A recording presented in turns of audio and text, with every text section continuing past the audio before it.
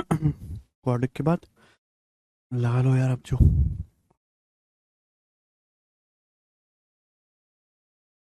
Okay,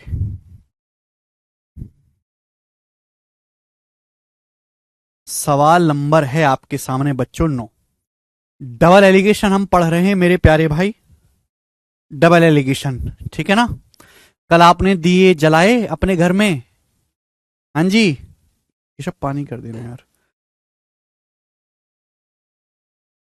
चलिए शुरू करते हैं मेरे प्यारे भाई। अगला सवाल, एक ही सवाल में दो दो तीन तीन बार एलिगेशन लगाना पड़ेगा। जैसे क्वेश्चन देखिएगा, तीन क्लास एक्स वाई जेड में टेस्ट हुआ। क्लास एक्स का एवरेज स्कोर 83 है, क्लास वाई का 76 है, क्लास जेड का एवरेज स्कोर 85 है। आगे क्या बोला? आगे बोला गया है सभी स्टूडेंट्स का the average score of all student in class X and Y together is 79। X और वाई टुगेदर का एवरेज स्कोर 79 है। आगे बोला गया कि वाई और जेड में मिलाकर सभी स्टूडेंट का एवरेज स्कोर 81 है। वाई और जेड में मिलाकर सभी स्टूडेंट का एवरेज स्कोर 81 है। तो आपसे पूछा है what is the average score, what is the average score for all the three classes taken together. तो आपसे पूछा गया तीनों क्लासेस का मिलाकर कुल औसत अंक क्या है। तीनों क्लास एक्स वाई और जेड का मिलाकर एवरेज स्कोर क्या है, तीनों क्लासेस का मिलाकर, यह आपसे पूछा गया है। ध्यान से सुनेगा मेरे दोस्तों। तीन क्लास है आपके सामने, एक्स वाई और जेड। तीन क्लास है एक्स वाई और जेड, ठीक है ना। क्लास एक्स का एवरेज स्कोर 83 है, क्लास वाई का एवरेज स्कोर 76 है, और एक्स और वाई दोनों का मिलाकर एवरेज स्कोर 79 है। क्लास एक्स और वाई दोनों का मिलाकर एवरेज स्कोर 79 है। देखिए एवरेज स्कोर क्या होता है, एवरेज स्कोर कैसे निकाला जाता है, total marks upon number of student. अगर एवरेज स्कोर पे एलिगेशन लगाओगे तो क्लास एक्स और वाई की एवरेज स्कोर पे एलिगेशन लगाओगे तो स्टूडेंट की संख्या का रेशियो आ जाएगा। अब 79 में से 76 घटाएंगे 3, 83 में से 79 घटाएंगे 4। तो क्लास एक्स और वाई की संख्या का रेशियो, क्लास एक्स और वाई में स्टूडेंट की संख्या का रेशियो 3-4 हो गया। आगे क्या दिया है, क्लास वाई और जेड का मिलाकर एवरेज स्कोर 81 है। वाई और जेड टुगेदर का एवरेज स्कोर 81 है। देखो वाई और जेड का मिलाकर, भाई क्लास वाई का एवरेज स्कोर कितना है 76, क्लास जेड का एवरेज स्कोर कितना है मेरे दोस्तों 81, सॉरी क्लास जेड का एवरेज स्कोर है 85, और वाई और जेड का मिलाकर एवरेज स्कोर कितना है 81। वाई और जेड का मिलाकर एवरेज स्कोर कितना 81। तो क्लास वाई और क्लास जेड में स्टूडेंट की संख्या का रेशियो क्या आएगा, 85 में से 81 घटाएंगे 4, 81 में से 76 घटाएंगे 5। तो क्लास वाई और क्लास जेड में स्टूडेंट की संख्या का रेशियो 4:5 आ गया। अब मेरे प्यारे दोस्तों आपके पास तीन क्लास हैं, आपके पास तीन क्लास हैं, class X, class Y, class Z. आपके पास तीन क्लास हैं, class X Y class Z. दो अलग अलग रेशियो हैं। देखो यहां पे वाई की स्टूडेंट की संख्या 4 है, यहां भी 4 है, कोई प्रॉब्लम नहीं। अगर ये अलग अलग होता तो बैलेंस करना पड़ता। अभी एक्स और वाई की स्टूडेंट का रेशियो 3-4 है, क्लास वाई और क्लास जेड में स्टूडेंट की संख्या का रेशियो 4-5 है। तो तीनों क्लास में स्टूडेंट की संख्या का अनुपात आ गया, तीनों क्लास में स्टूडेंट की संख्या का अनुपात आ गया कि क्लास एक्स, क्लास वाई और क्लास जेड में जो स्टूडेंट की संख्या है उसका अनुपात 3:4:5 है। आपसे पूछा गया कि तीनों क्लासेस का मिलाकर एवरेज स्कोर क्या है। अब सुनो भाई, क्लास एक्स का एवरेज स्कोर कितना है 83, क्लास वाई का एवरेज स्कोर कितना है 76, क्लास जेड का एवरेज स्कोर कितना है 85। तो मैं ये जानना चाहता हूं कि तीनों क्लासेस यानी कि x plus Y plus Z का मिलाकर एवरेज स्कोर क्या है। तो आप यहां पर डेविएशन भी लगा सकते हो, एलिगेशन भी लगा सकते हो, इच्छा आपकी है। 3:2 होगा। 3:2 कैसे होगा, 83 में से 79 घटाएंगे 4 ही तो आएगा, ठीक है भाई। एवरेज स्कोर निकालने का तरीका है टोटल मार्क्स, सभी स्टूडेंट का सभी मार्क्स जोड़ लो, टोटल मार्क्स जोड़ो और स्टूडेंट की संख्या से भाग दे दो, बस ये हो गया। क्लास एक्स, क्लास वाई और क्लास जेड में स्टूडेंट की संख्या का रेशो 3:4:5 है। क्लास एक्स का एवरेज स्कोर 83 है, वाई का एवरेज स्कोर 76 है, क्लास जेड का एवरेज स्कोर 85 है। आपसे पूछा है तीनों क्लासेस का मिलाकर एवरेज स्कोर क्या होगा।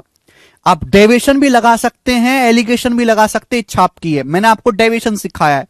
जिन बच्चों ने डेविएशन नहीं पढ़ा उनके खोपड़े में ना घुसे, कुछ भी वो बालक बम मुर्दे की तरह देखते रहो, है ना, कुछ समझ में तो आना है नहीं उनके। देखो आप अपनी मर्जी से कुछ ही मान लो जो आपको पसंद आए। मैंने मान लिया कि माना पूरी क्लास का एवरेज स्कोर 80 है, मैंने मान लिया कि पूरी क्लास का एवरेज स्कोर 80 है, मैंने ये मान लिया। माना पूरी क्लास का एवरेज स्कोर 80 है, आप कुछ भी मानो, आंसर पे कोई फर्क नहीं पड़ेगा। 80 से कंपेयर करो, 83 कितना ज्यादा है, 3 ज्यादा है, 3 तिया 9, 3 तिया 9। 80 से कंपेयर करेंगे 76 कितना कम है, 4 कम है, 4 चौक 16, 4 चौक 16। 80 से 85 कितना ज्यादा है, 5 ज्यादा है, 5 बच्चे 25। डेविएशन निकालो मेरे दोस्तों, डेविएशन क्या आएगा, 25 माइनस 16 9, 9 प्लस 9 18। तो आ गया मेरे दोस्तों 18 आपका आ गया डेविएशन। मैंने मान लिया कि माना पूरी क्लास का एवरेज स्कोर 80 है, लेकिन 80 करेक्ट थोड़ा ना, 80 से कंपेयर करो। 80 से कंपेयर करेंगे तो 83 3 ज्यादा है, 3 तिया 9, 4 कम है, 4 चौक 16, है ना। मैंने माना पूरी क्लास का एवरेज स्कोर 80 है, पर क्लास जेड का तो 85 है, 5 ज्यादा है, 5 स्टूडेंट का एवरेज स्कोर 5 ज्यादा है, 5 बच्चे 25 माइनस 16 9, 9 प्लस 9 18, 18 डेविएशन आ गया कितने स्टूडेंट का, 3 4 7 5 12 स्टूडेंट का बटे 12। 18 को 12 से भाग देंगे कितनी बार जाएगा, 1.5 बार। 80 में 1.5 जोड़ेंगे तो 81.5, ये हो गया डेविएशन से। तो पूरी क्लास का जो एवरेज स्कोर है, डी ऑप्शन आ गया 81.5, तीनों क्लासेस का मिलाकर बात समाप्त। गजब का सवाल है, बहुत ही ज्यादा गजब का बेहतरीन क्वेश्चन है। यानी कि इस क्वेश्चन को सॉल्व करने के लिए बच्चों पहले आपको क्लास एक्स, क्लास वाई और क्लास जेड की में स्टूडेंट की संख्या का अनुपात निकालना पड़ेगा, तो ही ये सवाल सॉल्व हो जाएगा। अब कुछ बच्चे कहेंगे कि सर अगर इसको एलिगेशन से करना हो तो कैसे करेंगे। कुछ बच्चों के मन में ये भी तो डाउट आ सकता है कि सर अगर इस सवाल को एलिगेशन से करना हो तो कैसे करेंगे। चलो मेरे प्यारे भाई देखिएगा, मैंने पता लगा दिया कि तीनों क्लास में स्टूडेंट की संख्या का रेशियो 3 4 5 है। मैंने पता लगा दिया कि तीनों क्लास में स्टूडेंट की संख्या का रेशियो 3 4 5 है। आपसे पूछा तीनों क्लासेस का एवरेज स्कोर, एवरेज स्कोर पे एलिगेशन लगाएंगे तो स्टूडेंट की संख्या का अनुपात आएगा। तीनों क्लास का मतलब X plus Y plus Z, तीनों का मिलाकर एवरेज स्कोर। देखो मेरे प्यार भी ध्यान सुनेगा, आप मुझे बताओ एक्स और वाई का मिलाकर एवरेज स्कोर क्या है। क्लास एक्स और वाई टुगेदर का एवरेज स्कोर 79 है, एक्स और वाई टुगेदर का एवरेज स्कोर 79 है। क्लास जेड का एवरेज स्कोर क्या है, क्लास जेड का एवरेज स्कोर 85 है, क्लास जेड का एवरेज स्कोर 85 है। अगर मैं इन सभी का मिलाकर निकालूं, मिलाकर क्या आएगा, X plus Y plus Z हो जाएगा ना, एक्स प्लस वाई में प्लस जेड करेंगे, अभी तीनों का मिल गया X plus Y plus Z का मिलाकर एवरेज स्कोर आपसे पूछा है। जब मैं एलिगेशन लगाऊंगा तो एलिगेशन लगाने पर रेशियो किसका आएगा, स्टूडेंट की संख्या का रेशियो आएगा। अब आप मुझे बताओ क्लास एक्स और वाई में कितने स्टूडेंट है, क्लास और एक्स और वाई में मिलाकर 7 स्टूडेंट है, 3 4 7। अगर क्लास एक्स और वाई में मिलाकर 7 स्टूडेंट है तो क्लास जेड में कितने स्टूडेंट है, 5। क्लास एक्स और वाई में अगर 7 स्टूडेंट है तो क्लास जेड में कितने स्टूडेंट है, 5। क्लास एक्स और वाई में 7 स्टूडेंट है, 3 4 7, तो क्लास जेड में कितने स्टूडेंट है, 5। आप बोलोगे हां जी सर बिल्कुल सही, कोई परेशानी नहीं है। ऐसा सवाल है मेरे दोस्तों, तो कैसे होगा डिफरेंस, क्या होगा मेरे प्यारे में। मैंने क्या सिखाया एलिगेशन में, मैंने ये सिखाया कि जो इन दोनों का डिफरेंस है वही 7 5 में ब्रेक होगा। 79 और 85 का डिफरेंस होता है 6, डिफरेंस 79 और 85 का 6। 6 को 7:5 में ब्रेक करेंगे क्या आएगा भाई, 7 और 5 12, 7 5 12, 12 की वैल्यू 6 है आधा, अगर 12 की वैल्यू 6 आधा तो 7 की वैल्यू भी आधा होगी 3.5, 5 की वैल्यू भी आधा होगी 2.5, 7 की वैल्यू भी आधा होगी 3.5, 5 की वैल्यू भी आधा होगी 2.5। अब एवरेज जो भी होगा मेरे दोस्तों 85 से कम होगा, 79 से ज्यादा होगा, इन दोनों के बीच में आएगा। 79 से ज्यादा होगा, कितना ज्यादा होगा, 2.5। 79 में 79 में 2.5 ऐड करेंगे तो 81.5, 79 में 2.5 ऐड करेंगे 81.5 ही आ जाएगा। या फिर आप 85 में से 3.5 घटाएंगे तो भी 81.5 आएगा। ये हो गया एलिगेशन से डी ऑप्शन। एलिगेशन से भी कर सकते हो, डेविएशन से भी कर सकते हो। ठीक है भाई। डबल एलिगेशन आता है, प्री के पेपर में नहीं आता, मेंस के पेपर में आता है। मेंस के पेपर में कपिल और अभय कह रहे हैं बेसिक से बता दीजिए। बेसिक ही है बेटा, एलिगेशन आपने पढ़ा है, एलिगेशन का बेसिक आपने पढ़ा है, यही है बेसिक, और कुछ ना है। ठीक है, आगे चलेंगे। एक और सवाल ऐसा, जाके डेविएशन पेविएशन पढ़ लो घर पे जाकर शांति से, कुछ पूछने की जरूरत नहीं पड़ेगी। सवाल नंबर 10, एक और सवाल ऐसा ही बोला है, एक सोसाइटी में पुरुष महिला और बच्चे रहते हैं। एक सोसाइटी में मेल फीमेल और बच्चे रहते हैं। पुरुष महिला और बच्चे की औसत आयु 48, 42 और 12 साल है। पुरुष की एवरेज एज 48 साल है, महिला की एवरेज एज 42 साल है, बच्चों की एवरेज एज 12 साल है। पुरुष एवं महिला का औसत 46 साल है। पुरुष और महिला की एवरेज एज 46 साल है, जबकि महिला और बच्चों की एवरेज एज 30 वर्ष है। महिला और बच्चों की एवरेज एज 30 साल है। तो आपसे पूछा है बच्चों और पुरुषों की एवरेज एज क्या होगी, बच्चों और पुरुषों की एवरेज एज क्या होगी। यह सवाल सॉल्व करने के लिए मुझे बच्चों और पुरुषों की संख्या का अनुपात निकालना होगा। ध्यान सुनेगा, सवाल में दे रखा है मेल और फीमेल का एवरेज एज 46 साल है। बताओ, देखो मेल की एवरेज एज कितनी है, 48 साल। फीमेल की एवरेज एज, वुमेन की एवरेज एज कितनी है, वुमेन की एवरेज एज है 42 साल। और मेल प्लस फीमेल की, मैन और वुमेन की एवरेज एज कितनी है, मैन और वुमेन की एवरेज एज है 46 साल, 46 ईयर्स। तो एलिगेशन लगाने पर मैन और वुमेन की संख्या का रेशियो आ जाएगा, 46 माइनस 42 4 आएगा, 48 में से 46 घटाएंगे 2 आएगा, 4:2। तो मैन और वुमेन की संख्या का रेशियो आ गया 2:1, 2:1 आ गया। आगे चलेंगे, अगला क्वेश्चन, अगली लाइन बोला है वुमेन और चिल्ड्रन की एवरेजेस 30 साल है। वुमेन और चिल्ड्रन की एवरेजेस 30 साल है। वुमेन की एवरेज एज 42 साल है, चिल्ड्रन की एवरेज एज 12 साल है। तो वुमेन प्लस चिल्ड्रन की एवरेज एज, वुमेन और चिल्ड्रन की एवरेज एज मिलाकर कितनी है, 30 साल। वुमेन और चिल्ड्रन की एवरेज एज कितनी है, मिलाकर 30 साल। आप बोलोगे हां जी सर बिल्कुल सही। बच्चों 30 में से 12 घटाएंगे 18, और 42 में से 30 घटाएंगे 12। रेशियो कितना आ गया मेरे दोस्तों, वुमेन और चिल्ड्रन की संख्या का रेशियो क्या आएगा, 6 3 18, 6 दूनी 12। ये आ गया बच्चे। आपसे पूछा है बच्चों और पुरुषों की औसत आयु क्या होगी। आपको इस सवाल को सॉल्व करने के लिए मेन और चिल्ड्रन की संख्या का अनुपात निकालना है। मेन और चिल्ड्रन की संख्या का रेशियो आपको यहां से निकालना है। समझ में आए, 2 अलग अलग रेशियो हैं। प्रॉब्लम क्या है कि यहां वुमेन 1 है, यहां वुमेन 3 है, गलत बात है। यहां वुमेन 1 है, यहां वुमेन 3 है, गलत बात है। वुमेन को सेम करना होगा। 1 और 3 को सेम बनाने के लिए 3 से गुणा कर दो, इस पूरे रेशियो को 3 से गुणा कर दो, 3 दूनी 6। इस पूरे रेशियो को 3 से गुणा कर दो, 3 दूनी 6, 3 एकम 3। देखो दोनों जगह वुमेन सेम हो गया। यहां भी 3 वुमेन है, यहां भी 3 वुमेन है। बताओ आदमी कितने हैं, आदमी है 6 और बच्चे कितने हैं, 2, बच्चे हैं 2। तो मैन और चिल्ड्रन की संख्या का अनुपात आएगा 3:1। मैन और चिल्ड्रन की संख्या का अनुपात 3:1 आ गया। मैन और चिल्ड्रन की संख्या का अनुपात आ गया 3:1। बोलो हां, मैन 6 है, बच्चे 2 हैं, 3:1। आपसे पूछा है बच्चे और पुरुषों की औसत आयु क्या होगी। भाई पुरुष की एवरेज एज 48 साल है, पुरुष की एवरेज एज 48 साल है, बच्चों की एवरेज एज 12 साल है। तो मैन प्लस चिल्ड्रन की मिलाकर एवरेज एज क्या होगी, मैन प्लस चिल्ड्रन की मिलाकर एवरेज एज क्या होगी। आपसे पूछा मैन प्लस चिल्ड्रन की एवरेज एज क्या होगी। डाटा बहुत आसान है, वेटेड एवरेज से भी हो जाएगा। मैं कितनी बार तुम घोंचों को पढ़ाता रहा कि अगर तुमने वेटेड एवरेज, डेविएशन और सक्सेसिव परसेंटेज चेंज, ये तीनों चीज अगर ढंग से नहीं पढ़ी तो तुम्हारा अर्थमेटिक मैथ बर्बाद है। यानी तुम भीख मांगोगे, नौकरी नहीं लगने वाली तुम्हारी। जिस बालक ने तीनों कंसेप्ट पे कमांड नहीं करी ना, उसका पूरा अर्थमेटिक मैथ परेशान रहेगा वो पूरे अंक गणित में।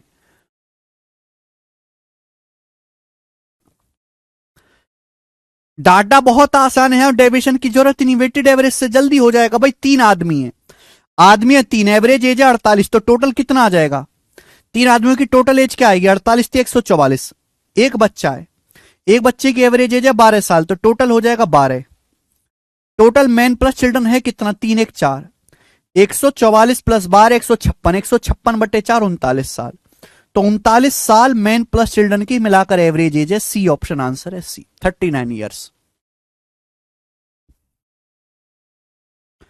ठीक है, ये 2 क्वेश्चन बनते हैं, मैंने आपको दोनों क्वेश्चन कराए मेरे प्यारे भाई। आगे चलेंगे, एक और सवाल डबल एलिगेशन पे, एक और सवाल, सवाल नंबर 11 बनाओ।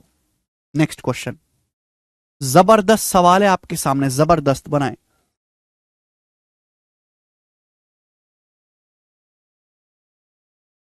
ये सवाल बैंकिंग के पेपर का है, क्वेश्चन नंबर 11 बैंकिंग के पेपर का सवाल है, बना दीजिए।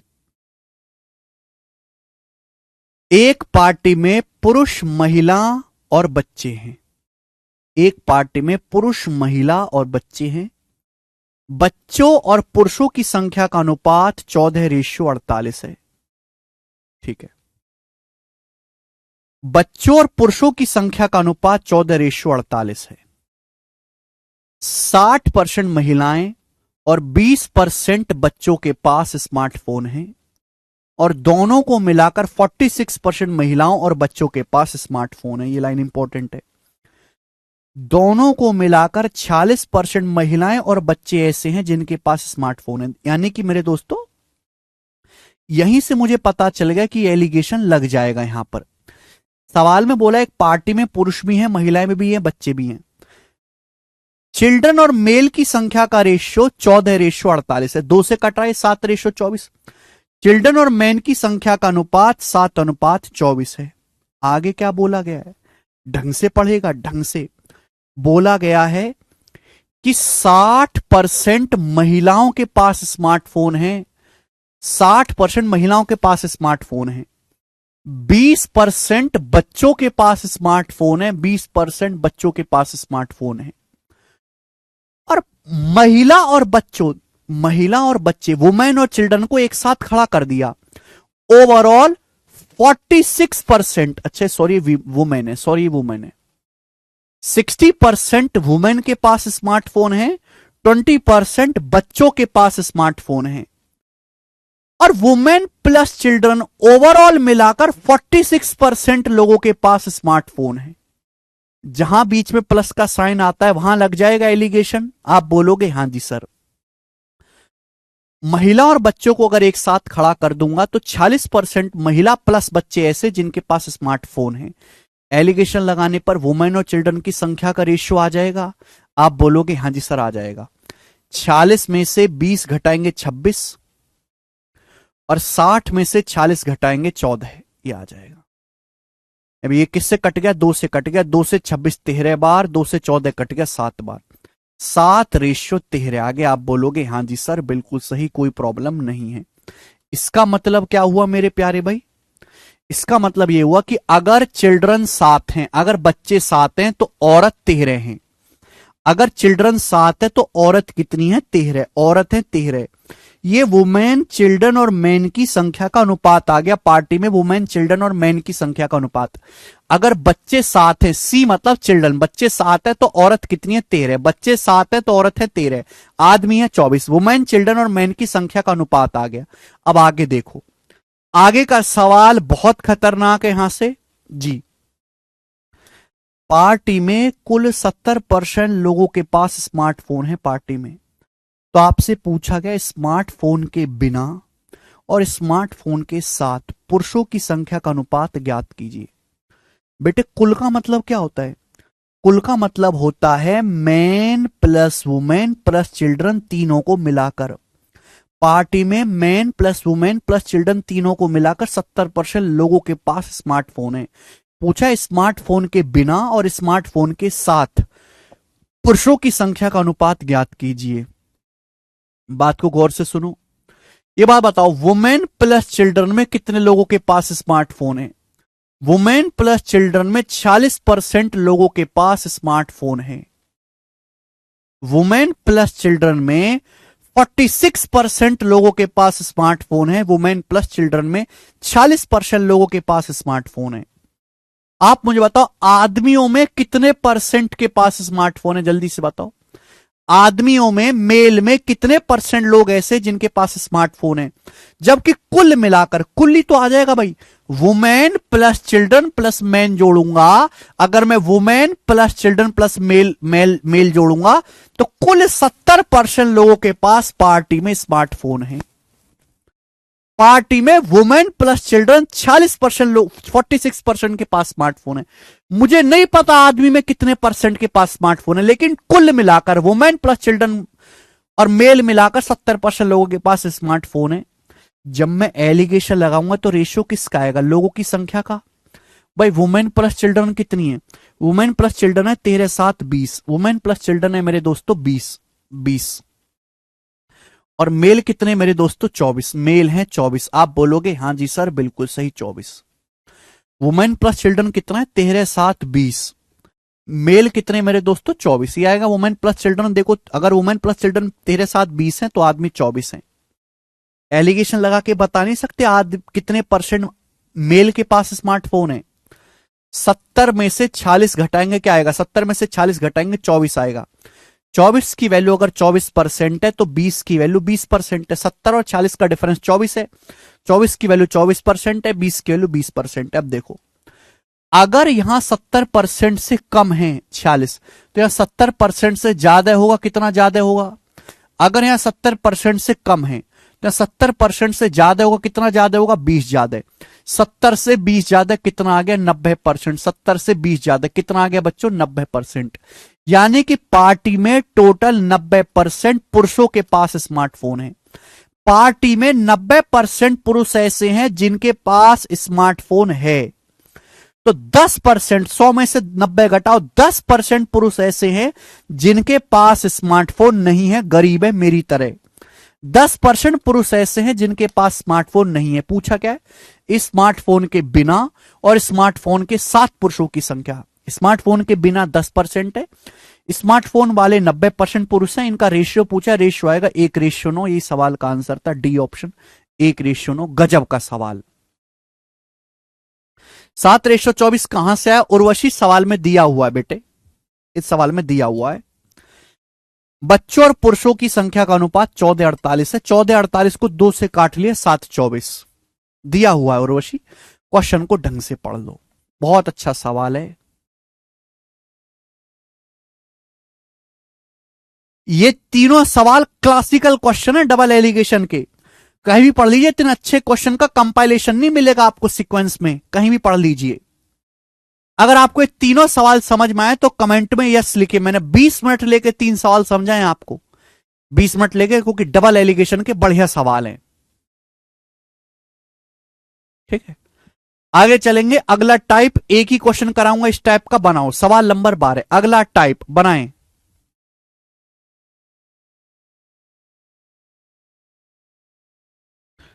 करो।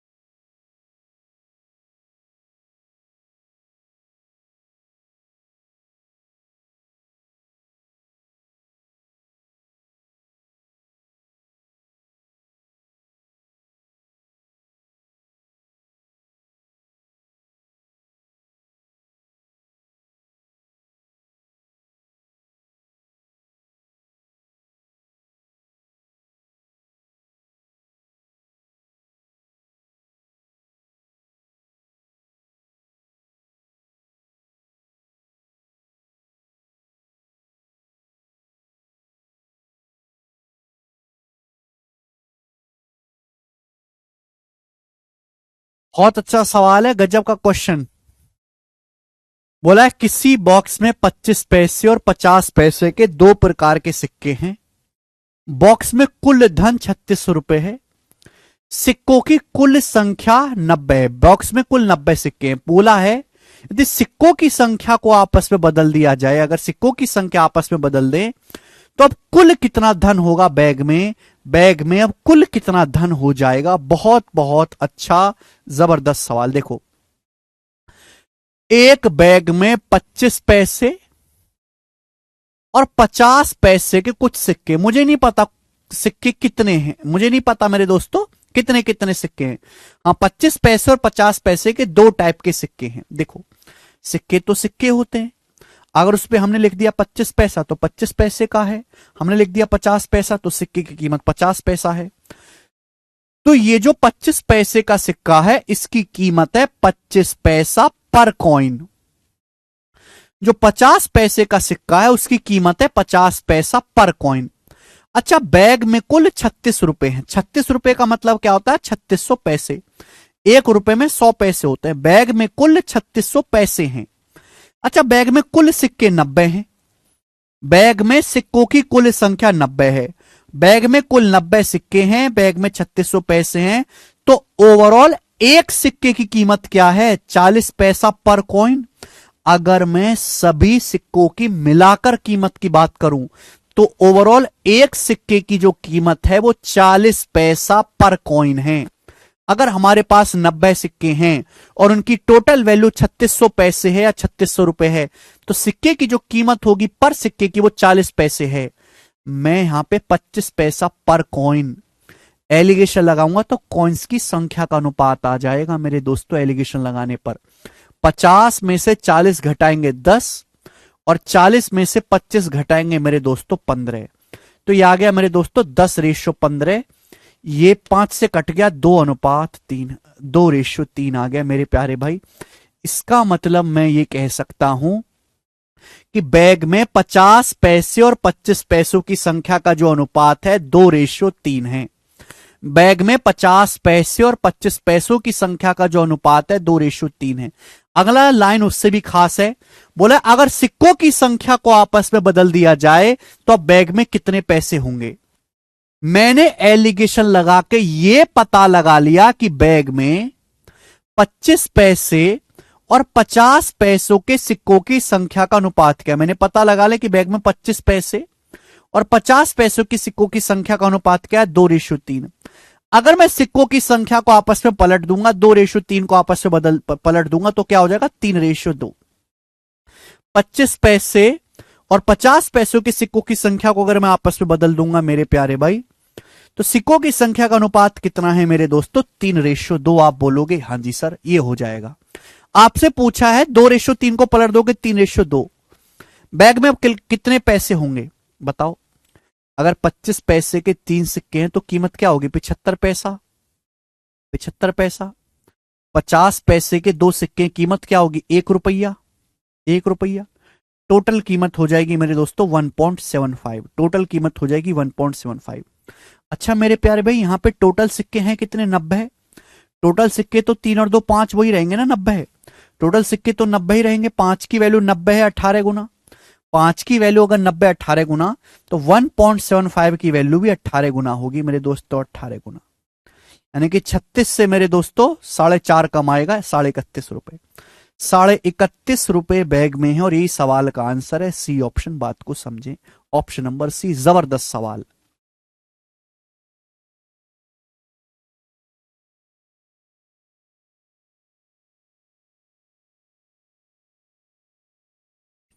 गजब का क्वेश्चन है। बी ऑप्शन नहीं है, सी ऑप्शन आंसर है।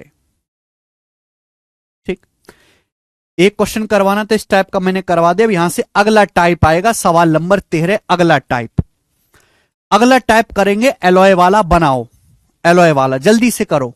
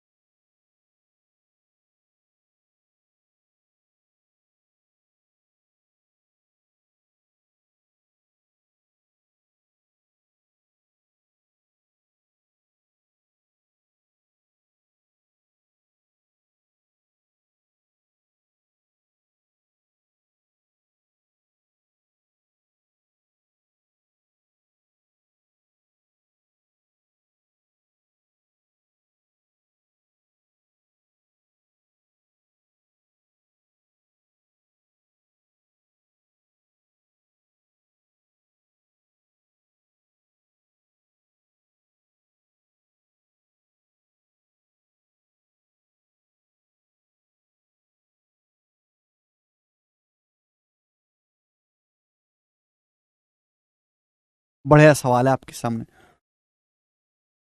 बिल्कुल काफी है रिया, बिल्कुल काफी है, बनाए। एक एलॉय में 80% कॉपर है बाकी टिन है। हमारे पास एक एलॉय है उसमें 80% कॉपर है बाकी टिन है। एक दूसरी एलॉय है उसमें 85% कॉपर है और बाकी टिन 13% है। इन एलॉय को किस अनुपात में मिलाया जाए जिससे नए मिश्रण में 15% टिन हो। सवाल में क्या दिया है? सवाल में दिया है कि मिश्र धातुओं को किस अनुपात में मिलाया जाए कि नए एलॉय में 15% टिन हो। तो मैं फोकस किस पे करूंगा? टिन पे। मैं टिन पे एलिगेशन लगा लूंगा मेरे दोस्तों, है ना। आउट टिन के कंसंट्रेशन पे कि आउट ऑफ टोटल कितना टिन है। भाई टिन की सांद्रता क्या होती है?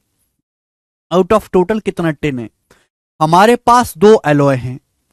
पहली एलॉय में 80% कॉपर है बाकी टिन है। तो पहली एलॉय में कितना टिन है? 20%। 100 में से 80% टिन है तो 100 में से 80% कॉपर है, बाकी का 20% टिन है।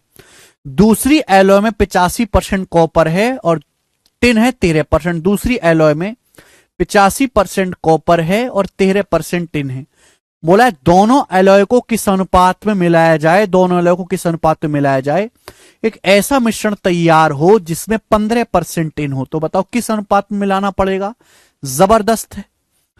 मैं टिन की मात्रा पे एलिगेशन लगाऊंगा तो टिन की मात्रा कैसे निकालते हैं? आउट ऑफ टोटल एलॉय कितना टिन है। तो एलिगेशन लगाने पर एलॉय की मात्रा का ही अनुपात आएगा। तो दोनों एलॉय को किस अनुपात में मिलाना पड़ेगा? 15 में से 13 घटाएंगे 2 और 20 में से 15 घटाएंगे 5, 2:5 के अनुपात में मिलाना पड़ेगा। यही सवाल का आंसर है, सी ऑप्शन। एलिगेशन लगाने से हमेशा बेस वैल्यू का रेशियो आता है। एलिगेशन लगाने पर हमेशा बेस वैल्यू का रेशियो आता है। खुशी कह रहे हैं सर कॉपर से बताओ। खुशी कॉपर से झंझट है बहुत। आपको फाइनल मिश्रण में टिन की मात्रा दे रखे तो टिन पे फोकस करो ना, कॉपर पे क्यों झंझट पालना। ठीक है, आगे चलेंगे। अगला क्वेश्चन नेक्स्ट ये बताएंगे। सवाल नंबर है आपके सामने 14। बनाओ दोस्त 14। देखो ये तो था प्री लेवल का सवाल, प्री का क्वेश्चन। अब इसी का एडवांस वर्जन है मेंस का सवाल। ये इसी का एडवांस वर्जन है। बताओ एक एलॉय ए में 89% गोल्ड है, 11% सिल्वर है। हमारे पास एक एलॉय ए है जिसमें 89% गोल्ड है और 11% सिल्वर है एलॉय ए में। ठीक है। हमारे पास एक दूसरी एलॉय बी है, एक सेकंड एलॉय बी है जिसमें 75% गोल्ड है, 9% सिल्वर है। ठीक। बाकी इंप्योरिटी है। देखो सेकंड एलॉय में 75% गोल्ड है, 9% सिल्वर है। 75 और 9 तो 84 ही हुआ। तो बाकी 16% क्या है? बाकी 16% उसमें गंदगी है, इंप्योरिटी है, वेस्टेज है। An alloy C is made by mixing alloy A and alloy B. एक एलॉय सी बनाई जाती है ए और बी को मिलाकर, और इस एलॉय सी में 10:3/7% सिल्वर है। एलॉय सी में कितना सिल्वर है? एलॉय सी में 10:3/7% सिल्वर है। तो आपसे पूछा है एलॉय सी में गोल्ड का परसेंटेज कितना होगा, एलॉय सी में गोल्ड कितने परसेंट होगा। देखिए प्यारे भाई, एलॉय ए तो प्योर है। एलॉय ए में 89% गोल्ड है, 11% सिल्वर है। जबकि एलॉय बी में 75% गोल्ड है, 9% सिल्वर है, बाकी गंदगी है। जब मैं दोनों एलॉय को मिलाऊंगा तो उसमें गोल्ड भी होगा, सिल्वर भी होगा और इंप्योरिटी भी होगी, गंदगी भी होगी। दोनों एलॉय ए और बी को मिलाकर एक एलॉय सी बना है। एलॉय सी में कितना सिल्वर है? 10 सही 3/7%। मुझे साफ साफ दे रखा है। दो एलॉय ए और बी हैं, उनको मिलाकर एक तीसरा एलॉय सी बनाया है। तो क्या मैं सिल्वर पे एलिगेशन लगाकर यह नहीं पता लगा सकता कि दोनों एलॉय को मिलाया किस अनुपात में गया? नहीं पता लगा सकता। भाई एलॉय ए में कितना सिल्वर है? 11%। एलॉय ए में 11% सिल्वर है। एलॉय बी में कितना सिल्वर है? 9%। ए और बी की मात्रा को इस तरीके से मिलाया गया है, एलॉय ए और एलॉय बी को इस तरीके से मिलाया गया है कि जो नया एलॉय सी बना है उस नए एलॉय सी में 10:3/7% सिल्वर है।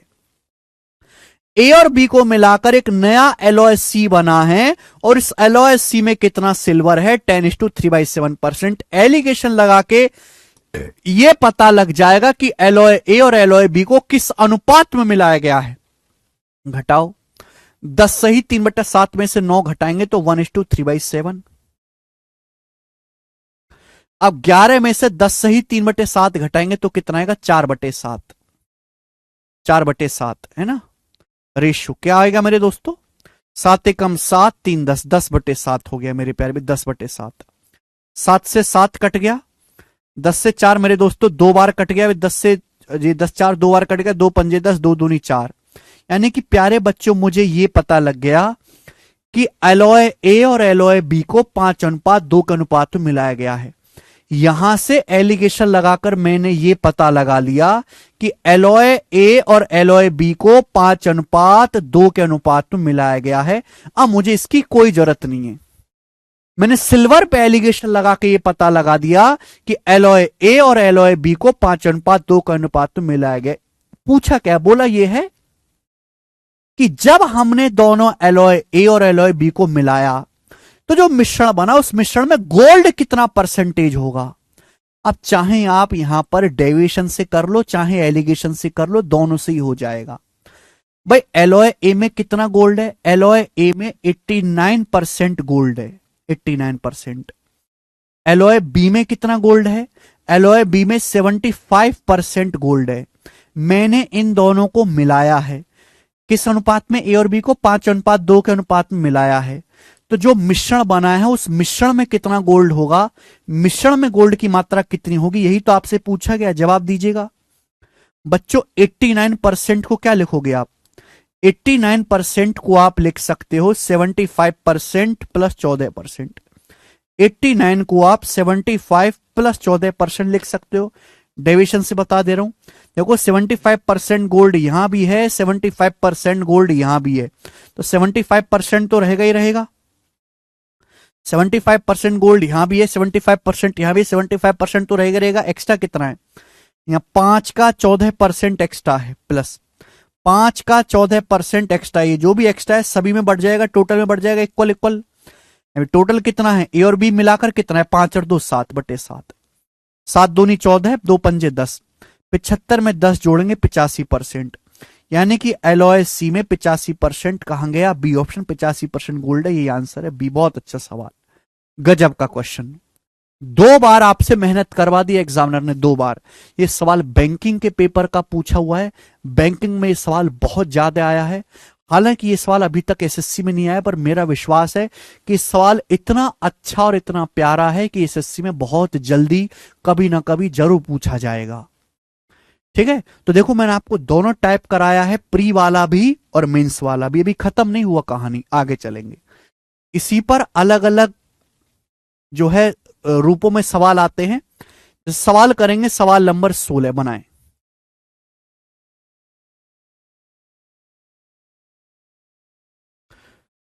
क्वेश्चन नंबर 16 जल्दी से करेंगे बच्चों, इस सवाल का क्या आंसर है फटाफट।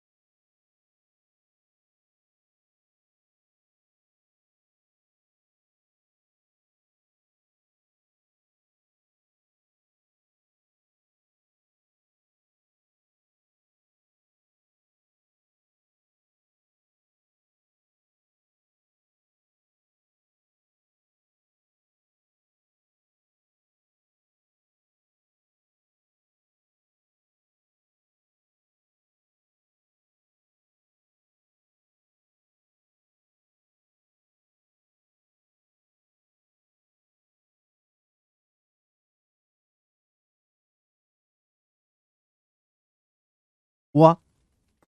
ये सवाल आप कर पाए? 15 नंबर नहीं हुआ सर। 14 के बाद, एक सेकंड, 14 के बाद 15 है क्या? हाँ सॉरी, 15 नंबर सवाल भी रह गया बीच में। चलेगा, ये करेंगे मेरे प्यार भी। सवाल नंबर 15 बेसिक सवाल है, कोई बहुत ज्यादा इसमें प्रॉब्लम नहीं है। बनाओ। एक एलॉय में 82% कॉपर है, 18% टिन है। दूसरी एलॉय में 70% कॉपर है, 6% टिन है। बाकी इम्प्योरिटी है, रेस्ट इम्प्योरिटी है। दोनों एलॉय को इस प्रकार मिलाया जाता है कि नई एलॉय में टिन 11% हो जाती है। तो पूछा नई एलॉय में अशुद्धियां कितने प्रतिशत है। बहुत अच्छा सवाल। हमारे पास दो एलॉय हैं। पहली एलॉय में 18% टिन है, इंप्योरिटी कोई नहीं है। दूसरी एलॉय में 70% कॉपर है, 6% टिन है, बाकी इंप्योरिटी है। 70 और 6 76 होता है। तो 70 और 6 76, 100 में से 76 घटाएंगे तो इंप्योरिटी कितनी? 24%। दूसरी एलॉय में 24% इंप्योरिटी है। बोला दोनों एलॉय को इस प्रकार मिलाया जाता है कि नए मिश्रण में टीन की मात्रा 11% हो जाती है नए मिश्रण में। तो आपसे पूछा है नए मिश्रण में इंप्योरिटी कितने परसेंट है। बोला है भाई हमने दो एलॉय को मिलाया। पहले एलॉय में कितना टिन है? 18%। दूसरे एलॉय में कितना टिन है? 6%। हमने इन दोनों को मिलाया, तो मिलाकर जो मिश्रण बना है मेरे प्यारे भाई, उस मिश्रण में कितना टिन है मेरे दोस्तों? 11%। उस मिश्रण में 11% टिन है। तो आप ये बताओ, यहां से मैं ये नहीं पता लगा सकता कि दोनों एलॉय को मिलाया किस अनुपात में गया है। दो एलॉय में, पहले एलॉय में 18% टिन है, दूसरे में 6%, मिला के बना 11% टिन। दोनों एलॉय को किस अनुपात में मिलाया गया? 11 में से 6 घटाएंगे 5, और 18 में से 11 घटाएंगे 7। दोनों एलॉय को 5:7 के अनुपात में मिलाया गया है। मैंने ये पता लगा लिया। अब आगे इसकी कोई जरूरत नहीं है। हमने बस ये पता लगा लिया कि फर्स्ट और सेकंड एलॉय को 5:7 के अनुपात में मिलाया गया है। बोला जब मिलाया तो जो फाइनल मिश्रण बना उसमें इंप्योरिटी कितने परसेंट है। देखो पहली एलॉय में 82% कॉपर है, 18% टिन। कोई इंप्योरिटी तो है नहीं, 82 और 18 100 होता है। पहली एलॉय में 0% इंप्योरिटी है। दूसरी एलॉय में कितनी है? 70% कॉपर, 6% टिन, बाकी का 24% इंप्योरिटी है। दोनों एलॉय को 5:7 के अनुपात में मिलाया गया है। तो जब मिलाएंगे तो फाइनल मिश्रण में कितनी इंप्योरिटी होंगी, यही तो पूछा है भाई। यहां तो कोई इंप्योरिटी है नहीं, जीरो। यहां कितनी इंप्योरिटी है? 7 का 24%। 7 का 24% आउट ऑफ टोटल। टोटल कितना आ गया भाई? टोटल कितना आ गया? 5 और 7 12 बटे 12। 12 से 24 दो बार जाएगा, 14%। तो फाइनल मिश्रण में 14% आपकी इंप्योरिटी है। यही आंसर है, बी ऑप्शन। अच्छा सवाल, अच्छा आसान सवाल है, कोई दिक्कत नहीं। आगे चलेंगे। नेक्स्ट ये बनाओ। ये भयंकर सवाल है, प्यारा सवाल। बहुत सारे बच्चे इस सवाल को नहीं कर पाएंगे क्योंकि इस सवाल की लैंग्वेज इतनी खूबसूरत लिखी गई है जिसकी कोई हद नहीं। बहुत अच्छी लैंग्वेज इस सवाल की लिखी गई है। बताओ सवाल नंबर 16। सवाल नंबर 16 बनाएं।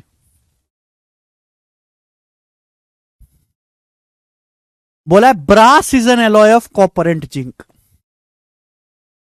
ब्रास एक एलॉय है कॉपर और जिंक की, यानी कि ब्रास एक एलॉय है जिसमें केवल कॉपर और जिंक है। ब्रॉन्ज एक एलॉय है जिसमें 80% कॉपर है, 4% जिंक है और 16% टिन है ब्रॉन्ज में। ब्रॉन्ज में 80% कॉपर है, 4% जिंक है, 16% टिन है। A fused mass of both alloy is made. दोनों एलॉय को मिलाकर मेरे दोस्तों एक नई एलॉय बनाएगी जिसमें 74% कॉपर है, 16% जिंक है, 10% टिन है। तो आपसे पूछा है ब्रास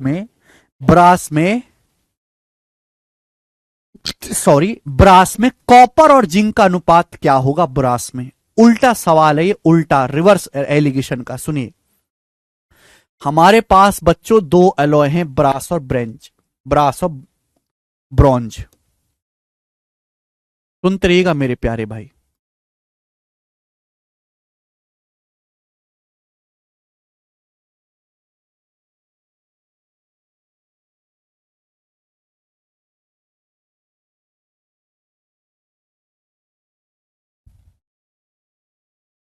चलिए, हमारे पास दो एलॉय है मेरे दोस्तों, ब्रास और ब्रॉन्ज।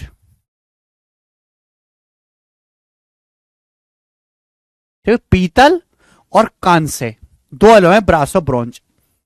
ब्रास में, ब्रास, पहली लाइन पढ़ो, brass is an alloy of copper and zinc. Brass is an alloy of copper and zinc. Tin नहीं है, ब्रास में बोला ही नहीं। पीतल एक मिश्र धातु है जो कि तांबा और जिंक जस्ते से मिलकर बना है, यानी कि ब्रास में कोई टिन नहीं है। ब्रास में टिन कितना है? 0%। ब्रास एक ऐसी अलॉय है जिसमें केवल कॉपर और जिंक है, टिन है ही नहीं। बोला है ना, ब्रास एक अलॉय है कॉपर और जिंक का, टिन नहीं है। ब्रॉन्ज एक अलॉय है जिसमें 80% कॉपर है, 4% जिंक है और 16% इसमें टिन है। बोला है दोनों एलॉय के फ्यूज्ड मास को, दोनों एलॉय के कुछ मात्रा को मिलाया जाता है और एक नई एलॉय बनाई जाती है जिसमें 74% कॉपर है, 16% जिंक है और 10% टिन है। क्या है? 10% टिन है। तो भैया मैं टिन पे एलिगेशन लगा के ये नहीं पता लगा सकता कि हमने ब्रास और ब्रॉन्ज को मिलाया किस अनुपात में है। बताओ बच्चों, ब्रास में कितना टिन है? 0%। बताओ बच्चों, ब्रास में कितना टिन है? 0%। ब्रॉन्ज में कितना टिन है? 16%। ब्रॉन्ज में 16% टिन है। ब्रास और ब्रॉन्ज को मिला के एक नई मिश्र धातु बनाइए, उसमें कितना टिन है? 10%।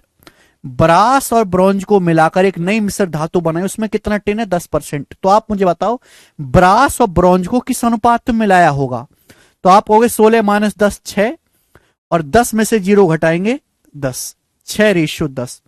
6:10 आ गया, 3:5, 3:5। तो मैंने ये पता लगा लिया बच्चों यहां एलिगेशन लगा के कि ब्रास को और ब्रॉन्ज को 3:5 के अनुपात में मिलाया गया है। अब मुझे इसकी कोई जरूरत नहीं है। अपन लोगों ने पता लगा लिया कि ब्रास और ब्रॉन्ज को 3:5 के अनुपात में मिलाया गया है, बढ़िया तरीके से 3:5 के रेशियो में। आगे आपसे पूछा है ब्रास में कॉपर और जिंक का रेशियो ज्ञात करो। देखिए, चाहे आप कॉपर पे एलिगेशन लगा लो, चाहे आप कॉपर पे एलिगेशन लगा लो, चाहे जिंक पे एलिगेशन लगा लो, छाप के मैं कॉपर पे एलिगेशन लगा लेता हूं। भाई मुझे नहीं पता ब्रास में कितना कॉपर है, आई डोंट नो, मुझे नहीं पता ब्रास में कितना कॉपर है। ब्रॉन्ज में कितना कॉपर है? ब्रॉन्ज में कॉपर है 80%, ब्रॉन्ज में 80% कॉपर है। और जब मैंने ब्रास और ब्रॉन्ज को मिलाया तो जो मिश्रण बना, उस मिश्रण में 74% कॉपर है ना। ब्रास और ब्रॉन्ज के मिश्रित द्रव्यमान में कितना कॉपर है? 74%। ब्रास और ब्रॉन्ज को जब मैंने मिक्स करके बनाया तो मिश्रण में कितना कॉपर है? 74%। तो ये एलिगेशन लगाऊंगा तो ब्रास और ब्रॉन्ज की क्वांटिटी का ही रेशियो आएगा। क्वांटिटी का रेशियो मुझे ऑलरेडी पता है, 3:5। तो यहां एलिगेशन लगा के ये नहीं पता लगा सकते कि ब्रास में कितना कॉपर है। 80 में से 74 घटाएंगे, 6% आएगा, 6%। 3 की वैल्यू 6% है दुगना, तो 5 की वैल्यू भी दुगना होगी, 10%। अब आप मुझे जवाब दीजिएगा मेरे दोस्तों, अगर ये मीन वैल्यू से ज्यादा है, 74 से ज्यादा है 80, या 74 से कम होगा, कितना कम होगा? 10। 74 से कितना कम होगा? 10। 74 से 10 कम होगा, 64%, 64%। इसका मतलब मैं ये कह सकता हूं मेरे प्यारे भाई कि ब्रास में 64% कॉपर है, ब्रास में 64% कॉपर है। तो जिंक कितना है? 100 में से 64 कॉपर है, तो बाकी का 36% कितना है? ब्रास में जिंक है। ब्रास में 64% कॉपर है, तो बाकी का जिंक होगा मेरे दोस्तों 36%। 100 - 64, 36। तो ब्रास में कॉपर और जिंक की क्वांटिटी का रेशियो क्या है? 4 से चला जाएगा 16 बार या 9 बार? 16:9। बी ऑप्शन इस सवाल का आंसर है। गजब का सवाल, बताओ। बिल्कुल भी कॉम्प्लेक्स नहीं है, बहुत आसान है अनुज जी।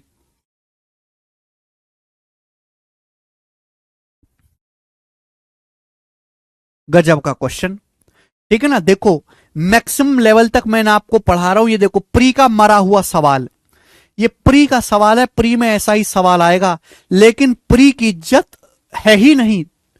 प्री को तो कुत्ता भी नहीं पूछता। क्यों? क्योंकि प्री के दम पे आपकी नौकरी लगती नहीं। नौकरी तो उसकी लगेगी जो मेंस में ज्यादा स्कोर करेगा। मेंस में इस लेवल के सवाल तक आते हैं, जरूरी कि हमेशा इतना ही कैलकुलेटिव आए, इस लेवल तक मैक्सिमम आएगा। ठीक है। मुकेश कह रहे 10-0% कहां से? मुकेश जी लैंग्वेज पढ़ो, हर चीज को खोल के नहीं लिखा जाता। एग्जाम आपका फूफा नहीं है सर। 80 कहां से? सवाल में दिया हुआ है, सवाल में दिया हुआ है, देखो ना सवाल में दिया, सवाल पढ़ो जरा। ब्रॉन्ज में 80% कॉपर है, 4% जिंक है, 16% टिन है। पहली जब लाइन पढ़ोगे तो लिखा है brass is an alloy of copper and zinc. Brass copper और जिंक की एलॉय है। क्या टिन के बारे में कुछ बोला गया? नहीं।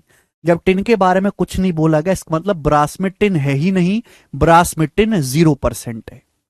यही बेसिक था दीपक और शिवम, यही बेसिक है। अगर आपको नहीं समझ में आया तो आप क्वेश्चन स्किप कर दो और आप आसान आसान सवाल कर लीजिए, जिससे आपका प्री निकल जाए और मेंस में आप फेल हो जाओ। ठीक है ना, कोई दिक्कत नहीं, आगे चलेंगे।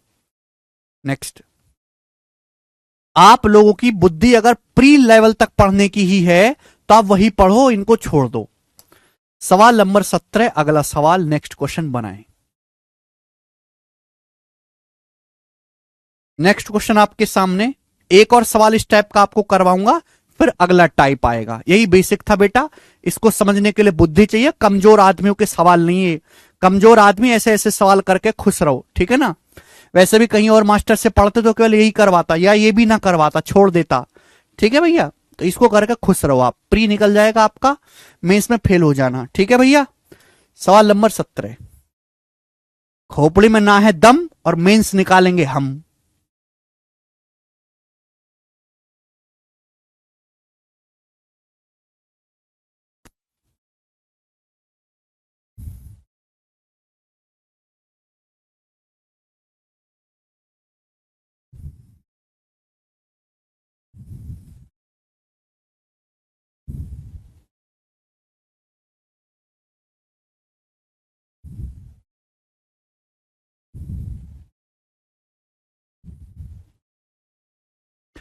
मनवीर जी पूछ रहे हैं सर जल्दी कैसे करें? मनवीर देखो, मैंने आपको मनवीर समझाने के लिए समय लिया है, लेकिन करने में ये समय नहीं लगेगा।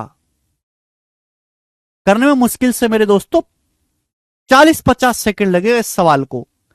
ये दोनों सवाल बहुत अच्छे थे, 40-50 सेकंड में ये सवाल कर सकते हैं। आपको तेजी में करना है, जैसे मैं एक एक स्टेप लिखता हूं ऐसे थोड़ा ना करोगे पेपर में। पेपर में तो उड़ाना है हवा में, कोई एग्जाम आपकी कॉपी चेक करने थोड़ा ना बन आ रहा है।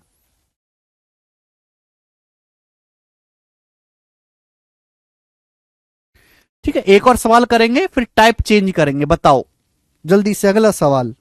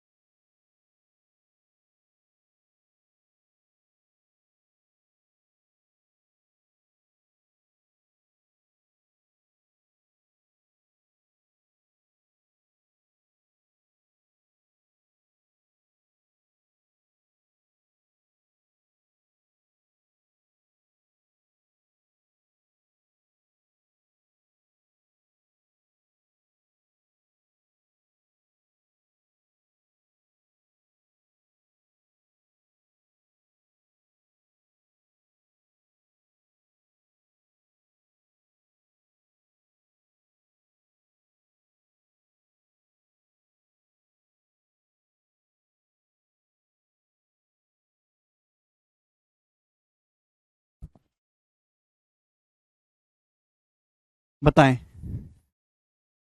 देखो बहुत ही जबरदस्त सवाल है, इस सवाल की जितनी तारीफ करी जाए उतना कम है।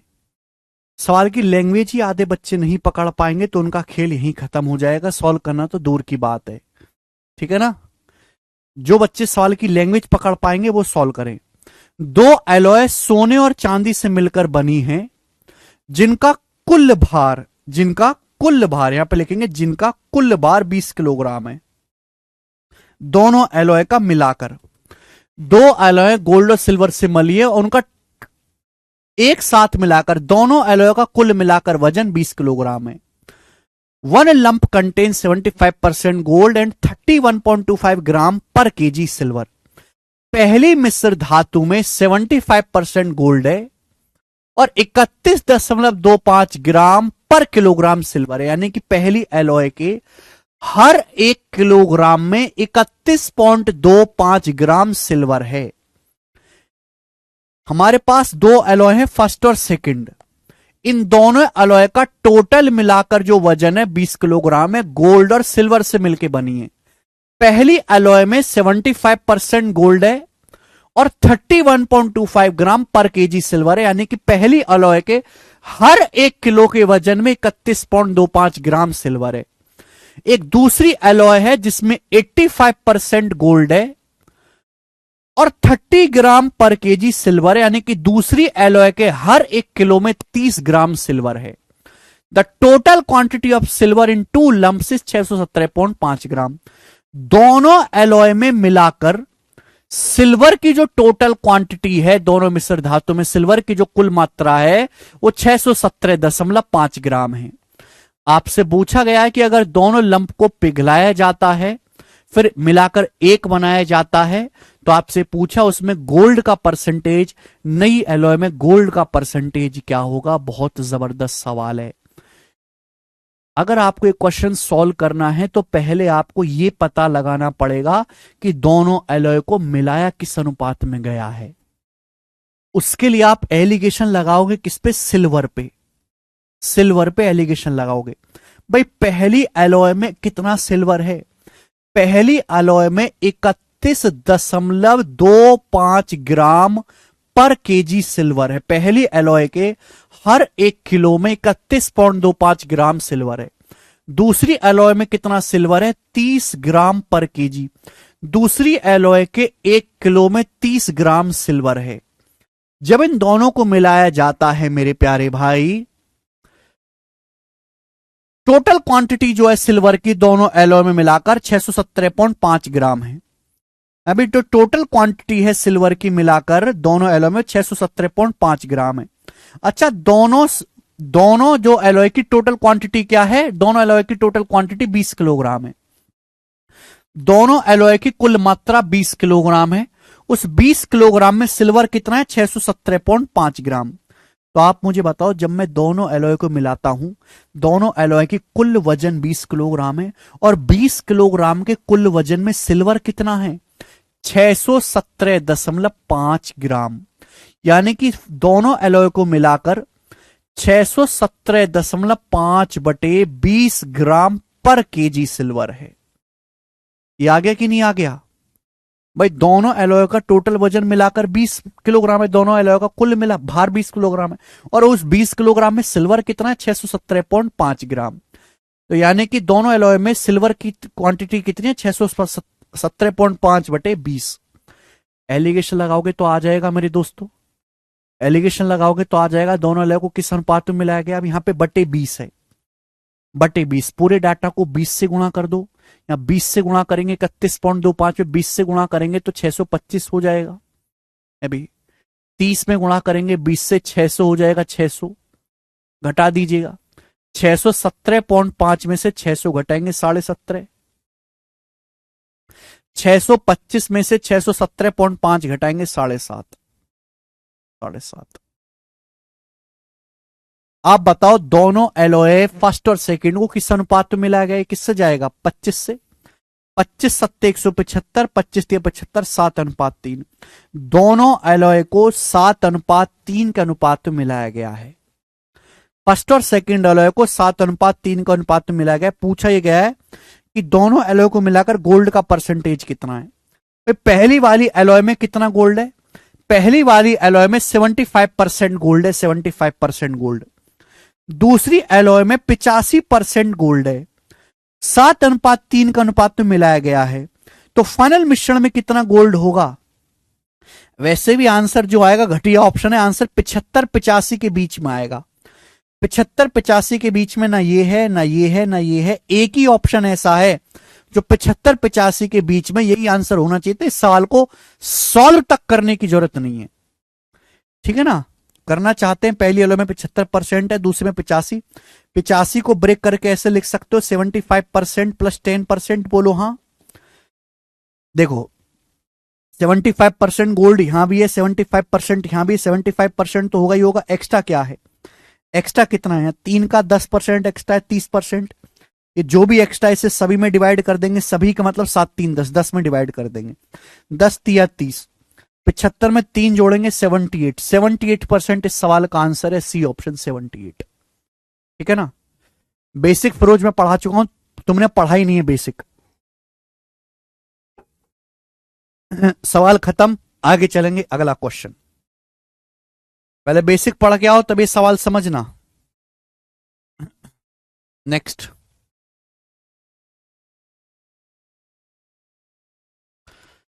अगला सवाल, सवाल नंबर है आपके सामने 18। बताएं जल्दी से, सवाल नंबर 18 आपके सामने, करो।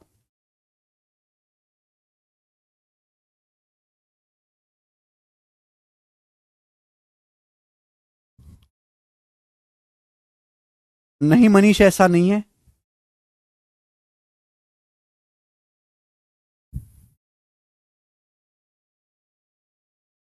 जी अगला सवाल। ये जो सवाल है एक प्रीवियस सर के एग्जाम में आया था, मुझे नहीं पता वो कौन सा पेपर है, लेकिन गजब का सवाल है। इतना गजब का सवाल, इतनी गजब की लैंग्वेज आज से पहले कभी नहीं आई। एक ही क्वेश्चन कराऊंगा ऐसा, ध्यान से सुनेगा।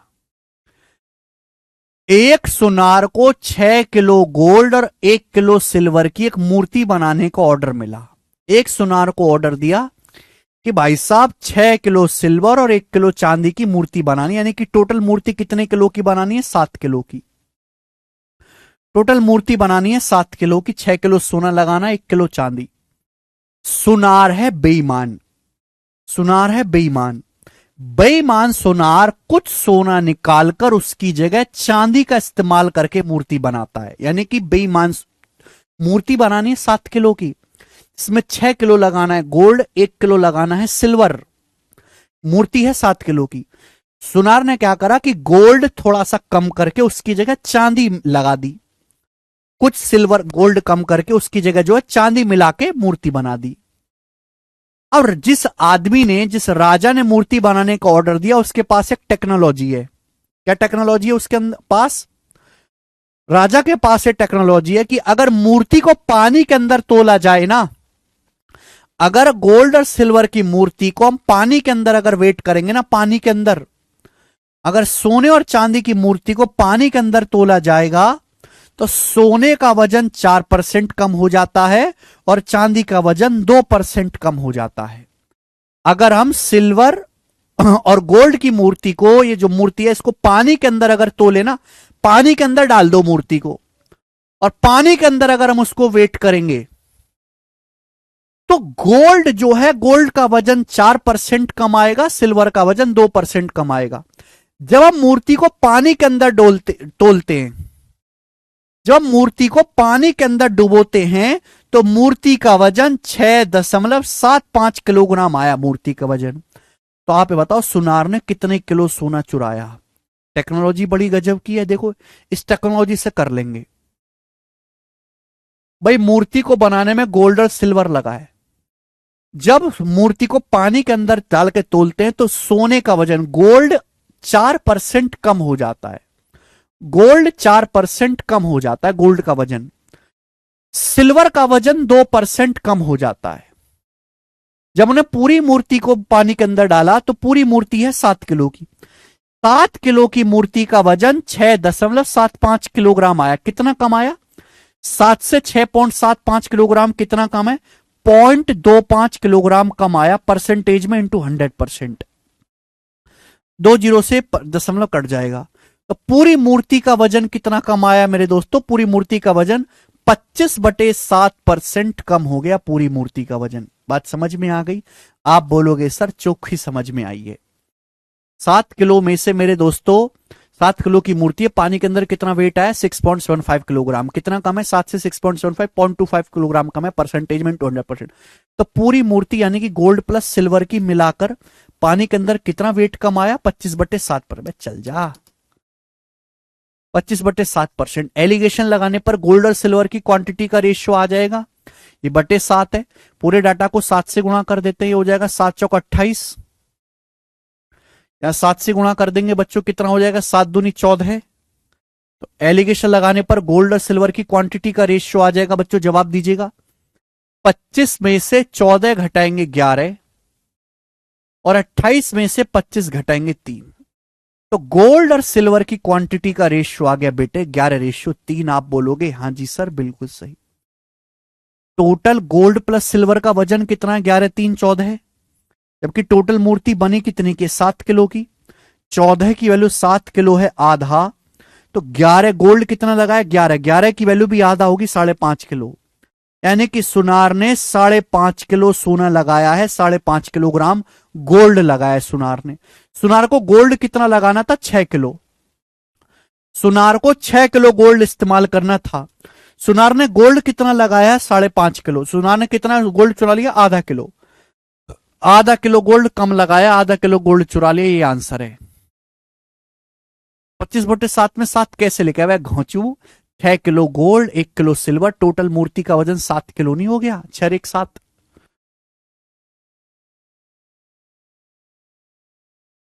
गजब का सवाल है नहीं? इस सवाल को 90% बालक नहीं कर पाएंगे पेपर में। प्रीवियस सर का सवाल है, क्यों नहीं कर पाएंगे? इसलिए नहीं कि मुश्किल है सवाल ना, बच्चे की हिंदी और अंग्रेजी पढ़ने की क्षमता इतनी खराब है कि वो इस सवाल का मतलब ही नहीं समझ पाएंगे।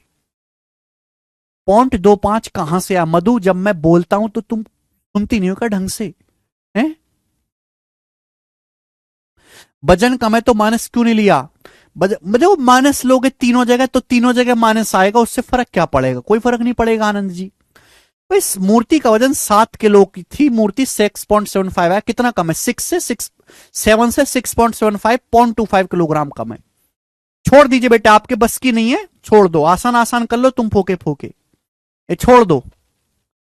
अगला टाइप, अगला टाइप आपके सामने, सवाल नंबर 19 करके बताएं, ठीक है ना?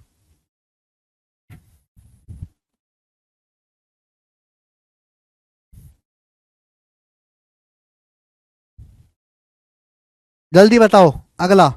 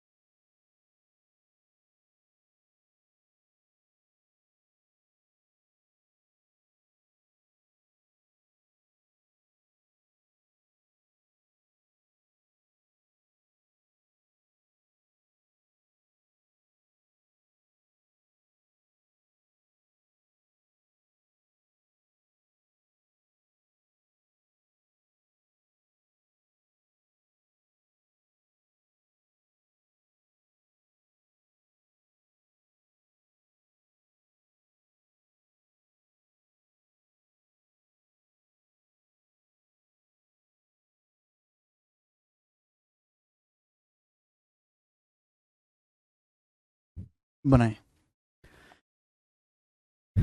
एक कार 20 किलोमीटर प्रति घंटा जो 30 मिनट चलती है तथा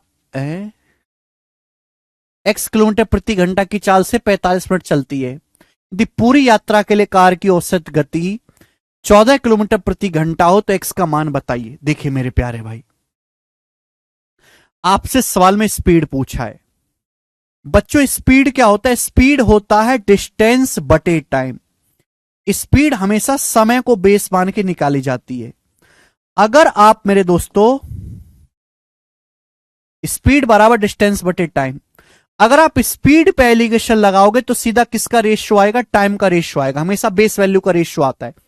स्पीड मेरे प्यारे भाई दूरी, गति बराबर दूरी बराबर, चाल बराबर दूरी बटे समय।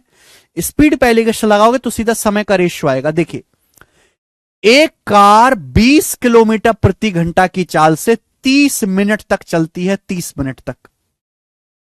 और x किलोमीटर प्रति घंटा की चाल से, x किलोमीटर प्रति घंटा की चाल से 45 मिनट तक चलती है, 45 मिनट तक। पूरी यात्रा के लिए ओवरऑल ऑल जर्नी के लिए एवरेज स्पीड क्या है? 14 किलोमीटर पर आवर है। तो x का मान बताओ।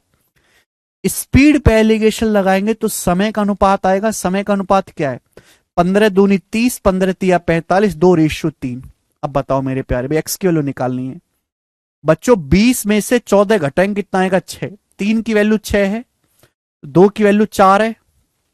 आप बोलोगे हाँ जी सर, मीन वैल्यू से बड़ा है 20, 14 से बड़ा है 20, तो 14 से कम होगा। ये 14 से कम होगा, कितना कम होगा? 4। 14 से 4 कम करेंगे 10, तो x की वैल्यू आ गई 10 किलोमीटर पर आवर। ये सवाल का आंसर है जो कि पहला ऑप्शन है 10। समझ में आया? बोलो हाँ। आप बोलोगे सर जी जबरदस्त समझ में आया। ऐसे ही सवाल नंबर 20 है, खुद से ट्राई करेंगे बच्चे। सवाल नंबर है स्टूडेंट आपके सामने 21। जवाब दो इसका क्या आंसर है और कौन बालक इस सवाल को करने की ताकत रखता है? बनाएं। है हिम्मत करने की? गजब का सवाल है। एक आदमी 2 भागों में 615 किलोमीटर 12 घंटों में तय करता है। देखिए एक आदमी 615 किलोमीटर तय करता है 12 घंटों में।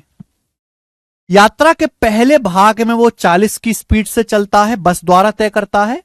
और दूसरे भाग में वो 55 की स्पीड से चलता है, ट्रेन से तय करता है। तो बस द्वारा उसने कितनी दूरी तय की? बस द्वारा चलेगी दूरी बताओ। अभी अभी मैंने बताया स्पीड बराबर डिस्टेंस बटे टाइम। एलिगेशन से भी हो जाएगा, शिफ्टिंग से भी हो जाएगा। स्पीड पे एलिगेशन लगाओगे सीधे सीधा समय का रेशियो आएगा। देखिए एक आदमी 2 पार्ट में जर्नी करता है, बस से।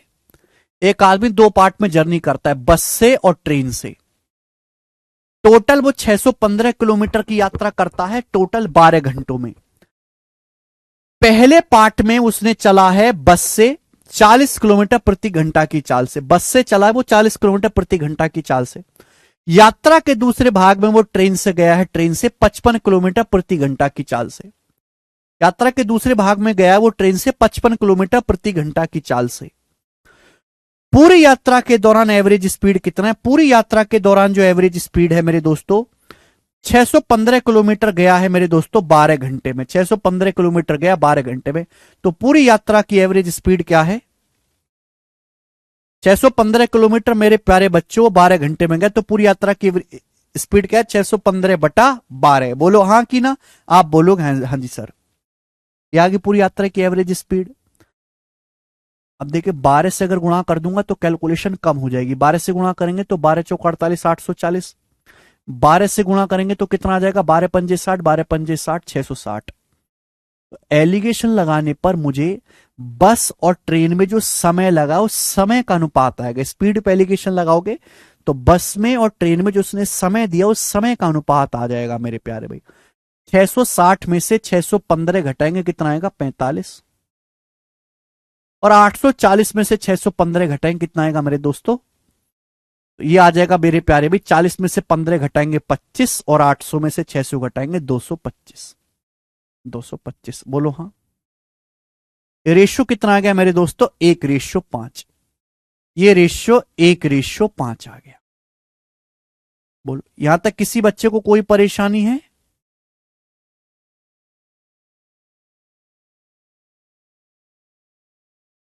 कुछ गड़बड़ है क्या? 12 से मल्टीप्लाई करेंगे 645, और ये 25 आएगा, 8 में 6 गया 2, 225। ये आ गया 1:5।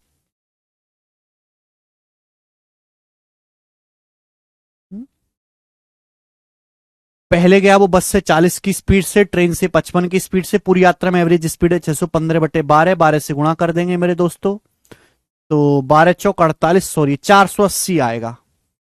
सॉरी बेटा सॉरी, 480 आएगा, 480। 12 की 40 में गुणा करेंगे ना, 480 आएगा ये। तो 660 में से 615 घटाएंगे तो कितना आएगा मेरे दोस्तों? 45। और 615 में से 480 घटाएंगे तो 135। तो रेशो कितना आ गया? 1:3। 45 से 135, यानी कि बस से और ट्रेन से जो उसने यात्रा किया उसमें लगने वाले समय का अनुपात 1:3 है। टाइम का रेशो 1:3 है, तो टोटल समय कितना लगा? टोटल समय लगा 1 और 3 4। टोटल समय लगा कितना है? 12 घंटे। 4 की वैल्यू अगर 12 घंटे है 3 गुना, तो 1 की वैल्यू आ जाएगी 3 घंटे। इसका मतलब मैंने ये पता लगा लिया कि आदमी ने बस से 3 घंटे तक ट्रेवल किया है। मैंने ये पता लगा लिया, एलिगेशन लगा के मैंने पता लगा लिया कि आदमी ने बस से 3 घंटे तक ट्रेवल किया है। तो बस से कितनी दूरी चली है? बस से वो जाता है 40 किलोमीटर प्रति घंटा की चाल से। 40 किलोमीटर प्रति घंटा की चाल से बस से 3 घंटे में कितना ट्रेवल करेगा? 120 किलोमीटर। और ये सवाल का आंसर हो जाएगा डी ऑप्शन। ये एलिगेशन वाला तरीका है। ठीक है भाई। इसका एक तरीका और है शिफ्टिंग का, मैं कल की क्लास में समझाऊंगा बच्चों। आज इतना ही, बाकी कल